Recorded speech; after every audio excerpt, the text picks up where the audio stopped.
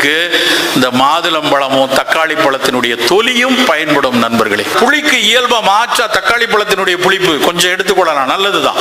தக்காளி பழம் சிறுநீரக கல் இருப்பவங்களுக்கு ஆகாது. அதுல இருக்குது ஆக்சாலிக் ஆசிட். நிறைய பேர் நினைச்சிட்டு இருக்காங்க தக்காளி பழத்தில் இருக்க விதை தான் போய் கல்லா மாட்டிக்குது அப்படின்னு. அது ஒரு பைத்தியகாரத்தனம்.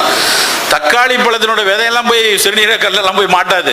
தக்காளி பழத்தில் இருக்கக்கூடிய ஆக்சாலிக் ஆசிட் கால்சியத்தோட சேர்ந்து கால்சியம் ஆக்சலேட் அப்படின்னு ஒரு ஸ்டோன் ஆயிரும். அதுதான் சிறுநீரகத்தில் போய் மாட்டிடும். நிறைய பேர் நான் பெங்களூர் தக்காளி தான் வாங்குறேன், விதையெல்லாம் எடுத்துட்டு தான் சாப்பிட்றேங்க. அதெல்லாம் தப்பு. அந்த பல்ப், அதில் இருக்கக்கூடிய ஆக்சாலிக் ஆசிட் உடலுக்கு கெடுதி.